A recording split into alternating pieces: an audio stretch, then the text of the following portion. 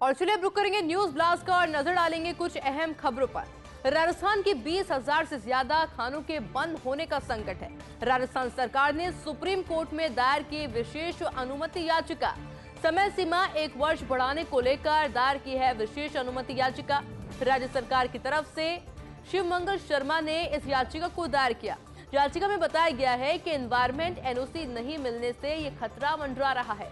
प्रदेश के करीब 20,000 से ज्यादा खानों पर बंद होने का खतरा मंडरा रहा है और लगभग 15 लाख लोगों के रोजगार पर प्रत्यक्ष अप्रत्यक्ष रूप से इसका प्रभाव भी जरूर पड़ेगा।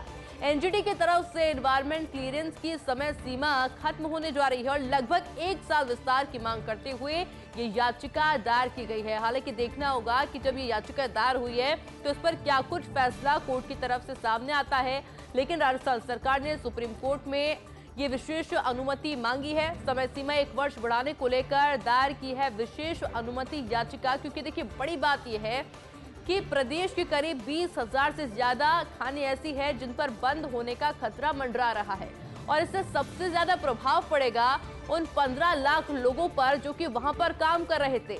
15 लाख लोगों के रोजगार पर प्रत्यक्ष अप्रत्यक्ष रूप से इसका सीधा प्रभाव पड़ेगा और इसलिए ये याचिका दायर की गई है।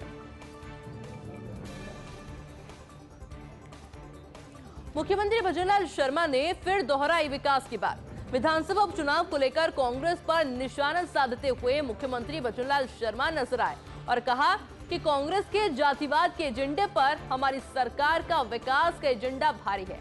10 महीने के छोटे समय में हमने रिकॉर्ड काम किए हैं जिससे कांग्रेस की नींव हिल चुकी है। जनता का हमारी सरकार पर विश्वास जमा हुआ है। इसके अलावा मुख्यमंत्री भजनलाल शर्मा ने यह भी कहा कि जिन मुद्दों पर कांग्रेस वर्षों तक राजनीति करती रही, डबल इंजन सरकार उनसे संबंधित समझौते कर तेजी से उन्हें धरातल पर उतारने का कार्य कर रही है। एमओयू को धरातल पर लाने के लिए सरकार पूरी तरह से समर्पित होकर काम कर रही है। आगे कहा गया कि निवेश राजस्थान को विकसित राजस्थान बनाने में अहम भूमिका निभाएंगे। पेपर लीक जैसे मामलों में एसआईटी ने 190 से अधिक आरोपियों को गिरफ्तार किया है, लेकिन पूर्ववर्ती कांग्रेस सरकार में किस कदर माफियाओं और घोटालेबाजों ने लूट मचा रखी थी, ये सबने देखा है। और अब आसान नहीं रहेगा सलाहकार नियुक्त करना। किसी विभाग या मंत्रालय के साथ अनुबंध के आधार पर होती है विशेषज्ञों या सलाहकारों की नियुक्ति। विशेषज्ञों सलाहकारों को नियुक्त करना अब नहीं रहेगा पहले जितना आसान, क्योंकि सूत्रों की माने तो केंद्र सरकार ने विभागों और मंत्रालय को एक निर्देश जारी किए हैं और संभावित व्यक्ति को नियुक्त करने से पूर्व उनकी साख की जांच करते समय सावधानी बरतनी होगी और अब विभाग या मंत्रालय द्वारा गृह मंत्रालय के साथ पहले साझा करनी होगी जानकारी और उसी के बाद आप किसी को सलाहकार या फिर विशेषज्ञ नियुक्त कर सकते हैं। इसलिए हम कह रहे हैं कि अब आसान नहीं रहेगा सलाहकार नियुक्त करना, क्योंकि सूत्रों के हवाले से जो जानकारी सामने आ रही है, केंद्र सरकार ने विभागों और मंत्रालय को एक निर्देश जारी किए हैं और संभावित व्यक्तियों को नियुक्त करने से पहले पूर्व की साख की जांच करते समय कई सावधानी बरतनी होगी और अब विभाग या फिर मंत्रालय द्वारा गृह मंत्रालय के साथ पहले इसकी जानकारी भी साझा करना अनिवार्य होगा। और चलिए अब आपको बताते हैं एसोसिएट एडिटर विकास शर्मा की सुपर एक्सक्लूसिव रिपोर्ट। आरयूएचएस के कार्यवाहक कुलपति डॉक्टर धनंजय अग्रवाल की मुश्किलें आगे और भी ज्यादा बढ़ सकती है। ऐसा हम इसलिए बोल रहे हैं कि विश्वविद्यालय प्रशासन ने नहीं समझी राजभवन के 4 बार के रिमाइंडर की गंभीरता। राजभवन से 7 जून 2024 को सबसे पहले मांगी गई थी प्रशासन से नामित सदस्यता की सूचना, लेकिन कुलपति की नियमित नियुक्ति की प्रक्रिया के लिए जरूरी है कि नामित सदस्य का नाम राजभवन से 31 जुलाई 2024 को पहला, 29 अगस्त 2024 को दूसरा, उसके बाद 10 अक्टूबर 2024 को और फिर 16 अक्टूबर 2024 को चौथा रिमाइंडर आया था और ये रिमाइंडर भेजने के बावजूद आरयूएचएस प्रशासन करता रहा अनदेखी। ऐसे में इस अनदेखी पर राज्यपाल के सचिव डॉक्टर पृथ्वी ने कार्यवाहक वीसी से जवाब तलब किया। नोटिस में यह भी सवाल उठाया कि विश्वविद्यालय प्रशासन खुद के अधिनियम कोई पालना नहीं कर रहा है। विश्वविद्यालय अधिनियम के तहत हर 3 महीने में प्रबंध बोर्ड की बैठक का आयोजन का प्रावधान है। लेकिन बावजूद इसके विश्वविद्यालय प्रशासन ने नहीं बुलाई किसी प्रकार की कोई भी बैठक, जिसके चलते तय नहीं हो पाया नामित सदस्य। खुद राज्यपाल के निर्देश पर सचिव ने डॉक्टर धनंजय अग्रवाल को जारी किया कारण बताओ नोटिस। और चलिए अब एसोसिएट एडिटर विकास शर्मा की एक और सुपर एक्सक्लूसिव रिपोर्ट आपको बताते हैं। आरयूएचएस के कार्यवाहक कुलपति डॉक्टर धनंजय अग्रवाल की कार्यशैली से राजभवन नाराज है। वो इसलिए क्योंकि राजभवन के 4 बार के रिमाइंडर के बावजूद विश्वविद्यालय प्रशासन ने अभी तक कोई सूचना नहीं भेजी है। कुलपति की नियमित नियुक्ति के लिए विश्वविद्यालय की तरफ से नामित सदस्य की नहीं भेजी कोई सूचना। 4 बार रिमाइंडर भेजा गया, लेकिन उसके बाद भी कोई जवाब नहीं दिया गया। और इस अनदेखी पर राज्यपाल के सचिव डॉक्टर पृथ्वी ने कार्यवाहक वीसी डॉक्टर अग्रवाल को नोटिस भी भेज दिया है। नोटिस में नाराजगी जाहिर करते हुए विश्वविद्यालय के रवैये को माना राज्यपाल के आदेशों की उपेक्षा, इस तरह की लापरवाही के लिए कार्यवाहक वीसी डॉक्टर अग्रवाल से स्पष्टीकरण मांगा गया है। नोटिस में स्पष्टीकरण प्राप्त नहीं होने और कुलपति के खिलाफ एकतरफा कार्रवाई की चेतावनी दी गई। राजभवन की इस तरह की सख्ती के बाद पूरे विश्वविद्यालय प्रशासन में फिलहाल खलबली मची हुई है। कार्यवाहक कुलपति से लेकर सभी जिम्मेदार नोटिस के जवाब के लिए अब कोई बचाव गली निकाल रहे हैं और संभवतः ये भी माना जा रहा है कि ये पहला मौका है जब राजभवन से आरयूएचएस के किसी कुलपति ने जताई है इस तरह से नाराजगी। सांभर झील में बेजुबान पक्षियों की मौत मामले में एक बड़ा अपडेट अब आपको बता देते हैं। झील में मृत पक्षियों में एवियन बोचुलिज्म रोग की पुष्टि की गई है। सांभर झील में इस रोग से हर महीने देशी विदेशी परिंदे मर रहे हैं। भारतीय पशु चिकित्सा अनुसंधान संस्थान बरेली ने इस रोग की पुष्टि भी की है।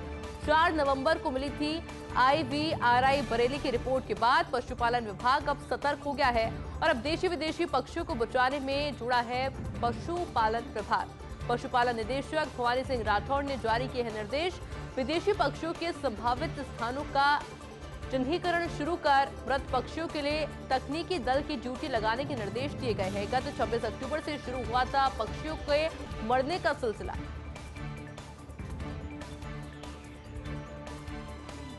और इंडियन एक्सप्रेस में राहुल गांधी का लेख आपको बताते हैं। भारतीय व्यापार का नया सौदा, मैच फिक्सिंग मोनोपोली ग्रुप बनाम फेयर प्ले बिजनेस। हमें निडर होकर इनमें से एक का चुनाव करने की जरूरत है। इसके अलावा उस लेख में यह भी लिखा है कि भारत पर बिजनेस के जरिए ईस्ट इंडिया कंपनी ने किया था कब्जा और मैं जानता हूं कि मोनोपोली चलाने वालों से डरते हैं सैकड़ों प्रतिभाशाली व्यापारी। क्या आप भी उनमें से एक हैं? इस सवाल किया गया राहुल गांधी के द्वारा। क्या फोन पर बात करने से डर लगता है? मोनोपोली चलाने वाली सरकार के साथ मिलकर कर रहे हैं नुकसान और क्या आप पर भी बिजनेस बेचने के लिए IT, CBI, ED का दबाव है? क्या आप व्यापार के बीच में नियम बदलने से परेशान हो जाते हैं? ऐसे तमाम सवाल राहुल गांधी के द्वारा अपने उस लेख में उठाए गए हैं। उन्होंने कहा कि देश को मोनोपोली चलाने वाले के चंगुल से निकालने की बेहद जरूरत है। और अब बात महाराष्ट्र विधानसभा चुनाव की। कोल्हापुर उत्तर में कांग्रेस को एक बड़ा झटका लगा है। कांग्रेस उम्मीदवार छत्रपति ने वापस लिया है नामांकन। सोमवार को नाम वापसी का आखिरी दिन था और समय खत्म होने से पहले 25 मिनट पहले मधुरिमा राजे ने वापस लिया है अपना नाम। मौजूदा विधायक का टिकट काटकर कांग्रेस ने उम्मीदवार बनाया था। मौजूदा कांग्रेस विधायक जयश्री जाधव अब शिंदे की शिवसेना के साथ। पहले कांग्रेस कोल्हापुर उत्तर से राजेश लाटकर दे रही थी टिकट, लेकिन पार्टी के स्क्रीनिंग प्रोसेस में सामने आया था राजेश लाटकर का नाम, लेकिन राजेश लाटकर की जगह मधुरिमा राजे को दे दिया टिकट और आखिरी मौके पर नाम वापस लेकर मधुरिमा राजे ने एक बड़ा झटका पार्टी को दे दिया। और अब विधायक भी नाराज है, कार्यकर्ता भी नाराज है कांग्रेस के सामने, लेकिन अब एक बड़ी चुनौती और बड़ी मुश्किल खड़ी हो गई है। कांग्रेस के शताब्दी अधिवेशन में बराक ओबामा को निमंत्रण दिया गया। बेलगावी में महात्मा गांधी की अध्यक्षता में हुआ था कांग्रेस का अधिवेशन और इसके 100 वर्ष पूरे होने पर 26-27 दिसंबर को शताब्दी अधिवेशन का आयोजन हो गया। मुख्यमंत्री सिद्धारमैया ने इसके लिए बराक ओबामा को निमंत्रण भेजा है। अमेरिका के पूर्व राष्ट्रपति बराक ओबामा को निमंत्रण भेजा गया है। इस मौके पर कर्नाटक विधानमंडल का संयुक्त सत्र बुलाएगी कांग्रेस पार्टी। बेलगावी में कांग्रेस का शताब्दी अधिवेशन धूमधाम से मनाने की तैयारी भी की जा रही है।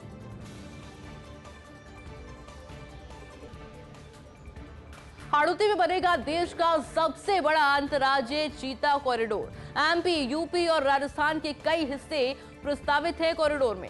हाड़ौती के कोटा, बारा, बूंदी, झालावाड़ के अलावा प्रदेश के चित्तौड़गढ़, सवाई माधोपुर, करौली जिलों के जंगल भी इस कॉरिडोर में शामिल होने वाले हैं और बाद में कुनो से होकर मुकुंदरा होते हुए गांधी सागर तक होगा चीतों का मूवमेंट। हालांकि प्रोजेक्ट के मूर्त रूप देने में लग जाएंगे 2 दशक से भी लंबा समय।